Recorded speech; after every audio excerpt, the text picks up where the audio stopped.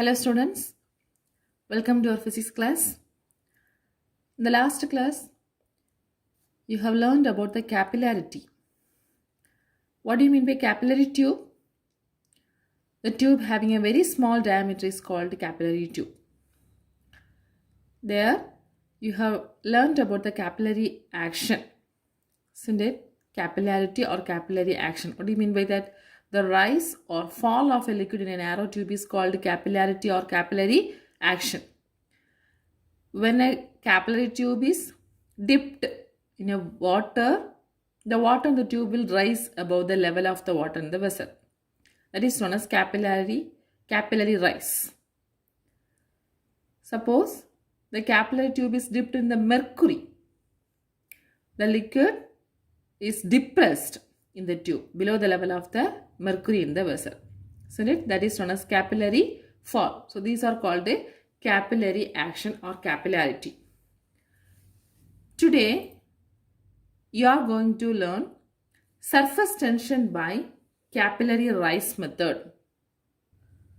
That is, we are going to find out the expression for the surface tension by means of capillary rise. Actually, the capillary rise is because of the pressure difference across a curved liquid air interface. When a capillary tube is dipped in a water, the top level, there is a pressure difference across the curved liquid air interface. So because of this, the rising up of water on the narrow tube occurs. Isn't it? Okay. Let's see the expression for surface tension T in terms of capillary rise H. Consider a capillary tube which is held vertically in a beaker. So this is beaker.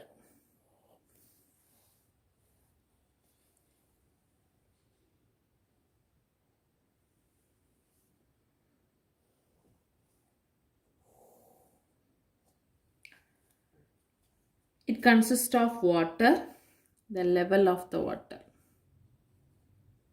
Okay. Now, a capillary tube is vertically dipped in this beaker. So, capillary tube, it has a very fine hole. Here I am drawing as a big diameter to understand the expression for surface tension. Okay. So, this is the capillary tube.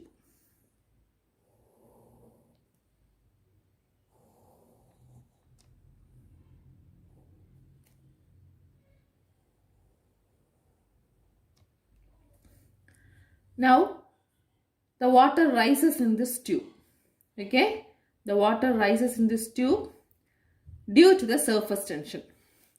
Let's see. This is the level of the water. And the rising up of water is in this level. So I can draw in this manner the top layer as like this. Okay. So here the water rises. Okay, this much level. This is actually the walls of the capillary tube. And this is the height H.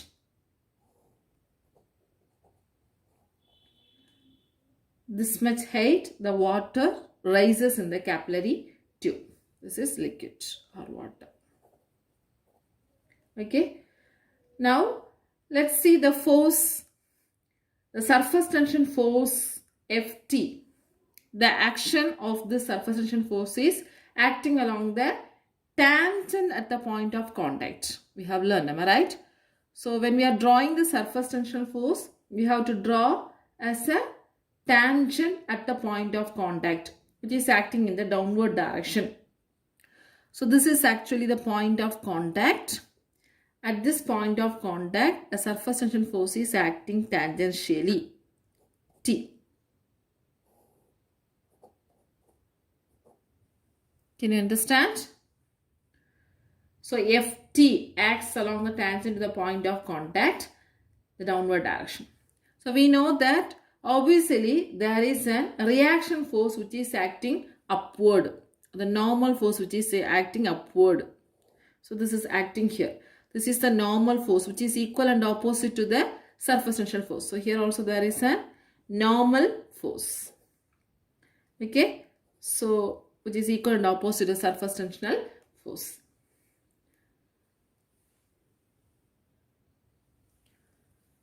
Let's this be the theta, the angle of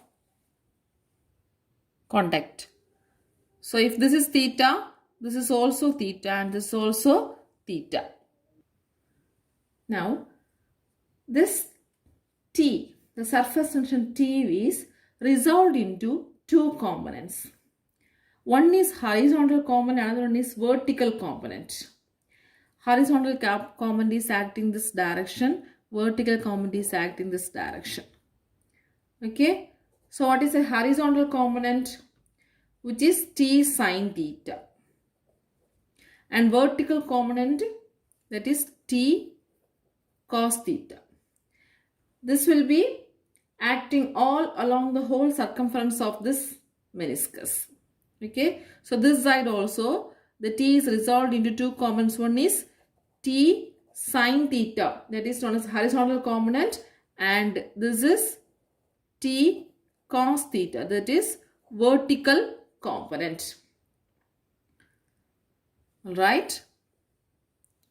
So T is resolved into two components, that is horizontal component is T sine theta and vertical component is T cos theta. What is theta actually? Theta is the angle of contact. Now let's find the total upward force. What is the total upward force? Actually, T cos theta is the upward force. Am I right? T cos theta upward force. T sin theta is equal and opposite direction, so it will be cancelled. And upward force is T cos theta. What is the total upward force? Here T cos theta, here T cos theta, here T cos theta, here T cos theta, here T cos theta. So, which will be multiplied with the circumference of the meniscus. Isn't it? The whole circumference of this meniscus, so T cos theta will be acting upward. So, how can we write the total upward force? Total upward force can be written as T cos theta into circumference of this meniscus. So this is as a form of circle. So we can write the circumference of the circle as 2 pi r. What is r? This is the radius r, circumference of the circle. Understand? Circumference of the meniscus is small r. So we can write r is the radius of the tube. R it is the radius of the tube. So with this radius, we are getting one droplets. That is in the form of circle. So I can write the total upward forces 2 pi r T cos theta. 2 pi r T cos theta. Understand? Now, the total upward force actually supports the weight of the liquid above the free surface. So when this force and this force is equated, we can able to calculate the value of surface tension. That is, total upward force supports the weight of the liquid which above the free surface. Understand? So in order to find out the weight of the liquid column, we have to find out the volume of the liquid column in the tube V. Let's find out.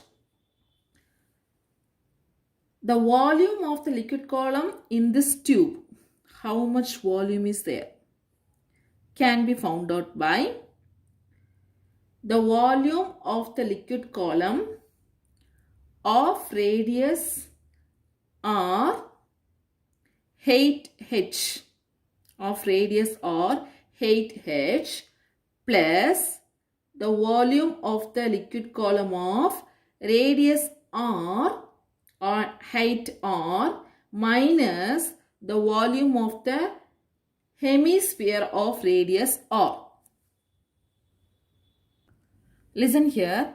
Actually, this is the capillary tube. This is the surface of the water level. Okay.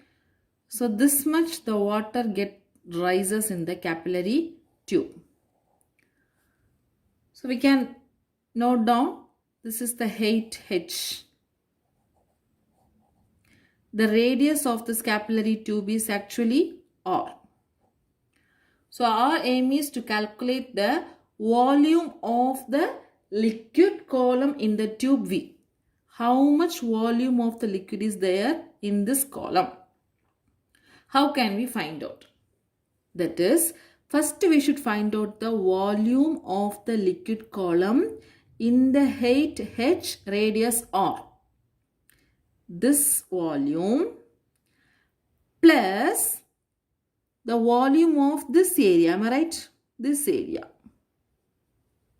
How can we calculate volume of the liquid in this area? For that, we should calculate the volume of the liquid in this area fully. That is, of radius r and height r minus the volume of the hemisphere of radius r. So, we will be getting this area volume. Can you able to understand? Our aim is to calculate the volume of liquid in the capillary tube. So this much the water rises in the tube. Okay, so this is the surface water level of the beaker. Now in order to calculate the volume, first we can calculate this much amount of volume.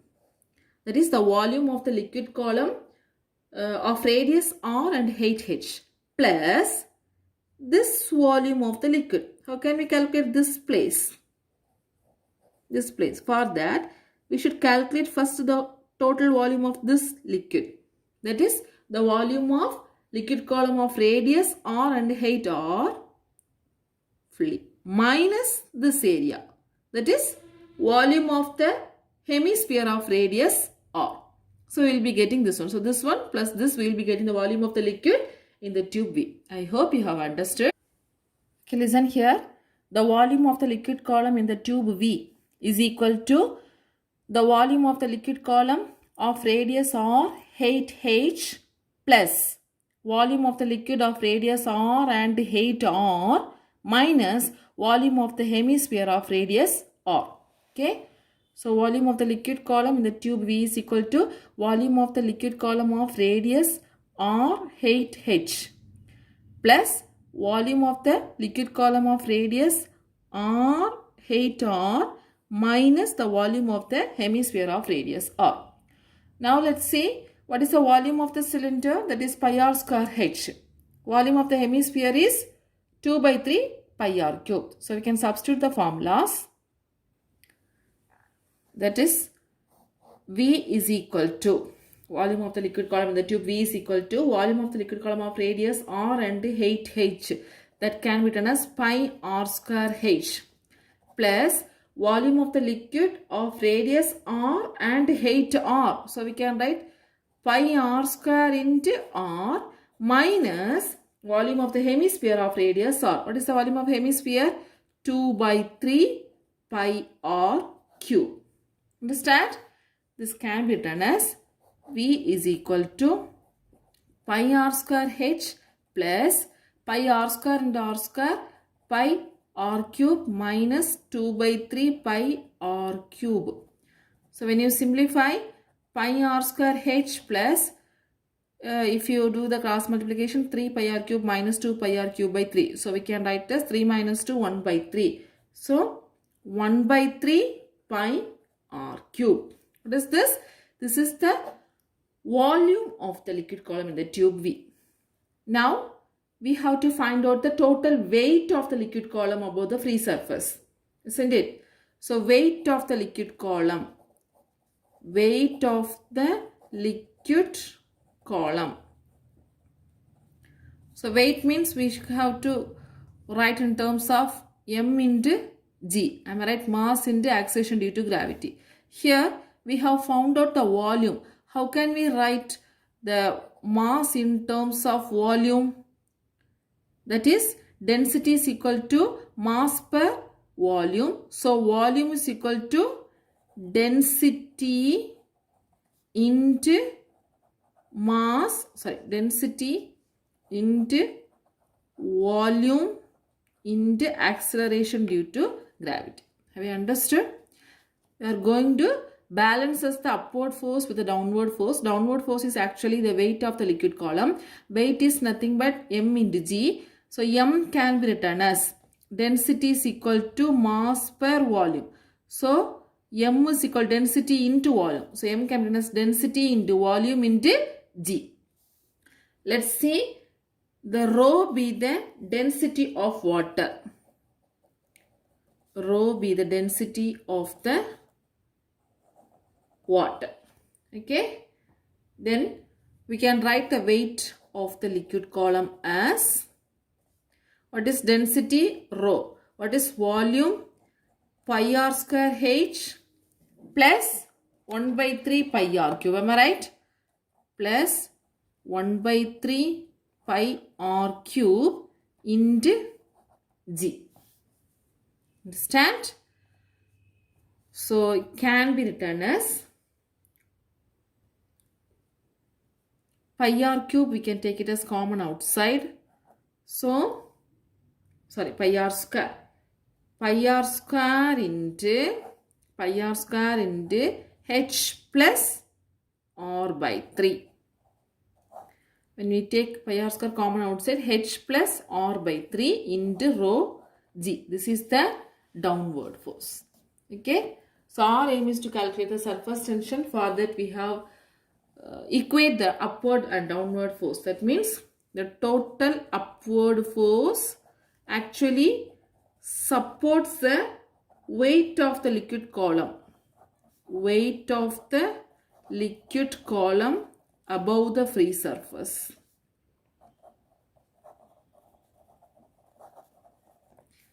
Understand? So what upward force? Upward force is T is equal to 2 pi r T cos theta. 2 pi r T cos theta is equal to pi r square into h plus r by 3 into rho g. So here r and r square, 1 r get cancelled. This remaining 2 pi t cos theta is equal to 2 pi t cos theta is equal to pi r into h plus r by 3 rho g. Actually pi also we can get cancelled, isn't it? So now only t, if you are keeping this side, t is equal to r into h plus r by 3 rho g divided by 2 cos theta. Understand? T is equal to r into h plus r by 3 rho g divided by 2 cos theta. We know that the capillary tube is very fine tube of radius, very small. So since the radius is very small, we can neglect the r by 3. R by 3 can be neglected.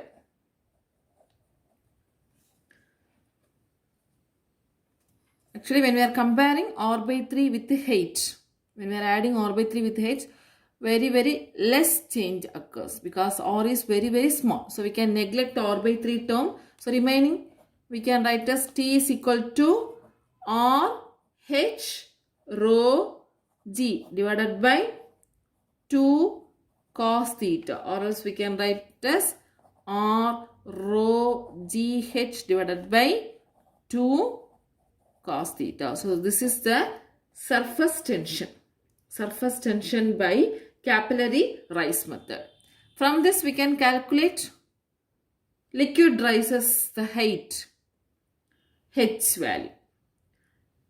The H value also we can able to calculate. Tell me what is the H value? That is T is equal to R rho GH by 2 cos theta. From this, H is equal to 2T cos theta by R rho G.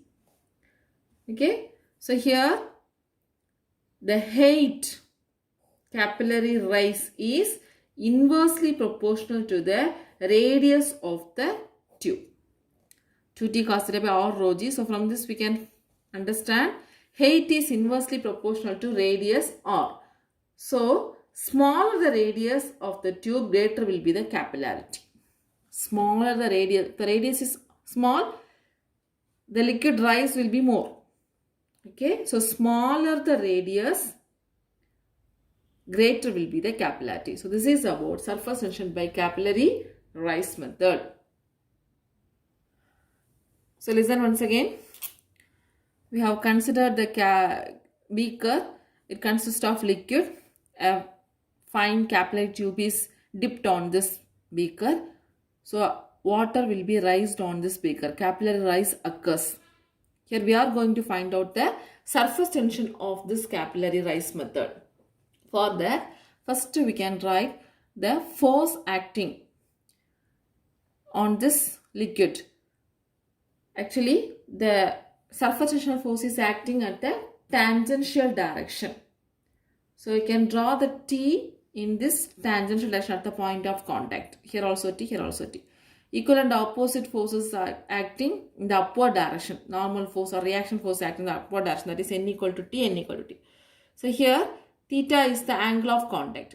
And this T or normal force or the T can result in two components, horizontal component and vertical component. Horizontal component is T sin theta, vertical component is T cos theta. So the whole water meniscus, the horizontal component and vertical component will be acting. Anyway, horizontal component will be equal and opposite get cancelled. Only the vertical component will be added up. So the total vertical component is nothing but T cos theta into circumference of this meniscus. So I can write total upward force is equal to T cos theta into 2 pi r. Circumference of the meniscus is nothing but circumference of the circle. So T cos theta into 2 pi r or 2 pi r T cos theta, where r is the radius of the tube. Now to find out the volume of the liquid column, here the volume of the liquid column in the tube V is equal to volume of the liquid of radius r, height h plus the volume of the liquid of height r and radius r minus the volume of the hemisphere of radius r. So it is V is equal to pi r square h plus pi r square and r minus 2 by 3 pi r cube. Volume of the cylinder and volume of the hemisphere. Now just simplify this, we will be getting pi r square h plus 1 by 3 pi r cube. This is actually volume. We have to find out the weight, then only we can balance this with the upward force. Weight is nothing but m into g. So mass we can write in terms of density, density into volume into g, and where rho is the density of water. So we can write weight is equal to rho into volume into g. Pi r square h plus 1 by 3 pi r cube into g. Just take the pi r square term outside. So h plus r by 3 into rho g. So upward force is equal to weight of the liquid column above the free surface. When we equate this, we can cancel pi and r. We will be getting T is equal to r into h plus r by 3 rho g by 2 cos theta. Here the radius is very small compared with the height. So we can neglect the r by 3 term and we will be getting T is equal to r h rho g by 2 cos theta. This is the surface tension value. From this we can calculate the value of the height h. That is how much liquid rises through the capillary tube. That is h is equal to 2t cos theta by r rho g, or we can write h is inversely proportional to the radius r. So smaller the radius of the tube, greater will be the capillarity. Two problems are given in your book, example 7.12 and 7.13. Direct substitution, just go through it. Next, applications of surface tension. That is, mosquitoes lay their eggs on the surface of water. So on the surface tension acts. To reduce the surface tension of water, a small amount of oil is poured. So this oil will break the elastic film of water surface and eggs are killed by drowning.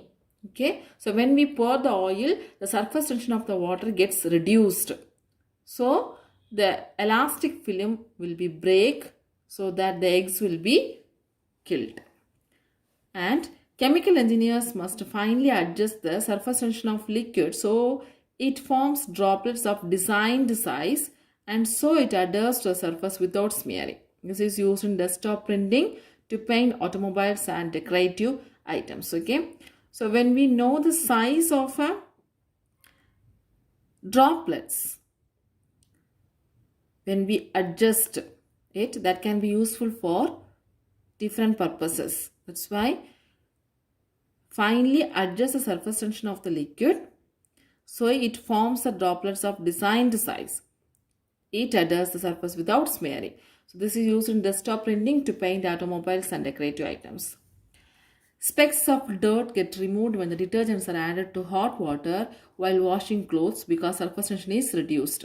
Okay, when we are washing clothes, if we add the detergent with hot water, the surface tension will be reduced. So the dirt can be easily removed. A fabric can be made waterproof by adding suitable waterproof material to the fabric. This increases the angle of contact. So when the angle of contact increases, obviously the surface tension get decreased. Understand? So these are the applications of surface tension. Okay students, today we have learned this question. What is capillarity? Obtain the expression for surface tension of liquid by capillary rise method. This is a long answer question. Learn this question. Thank you students.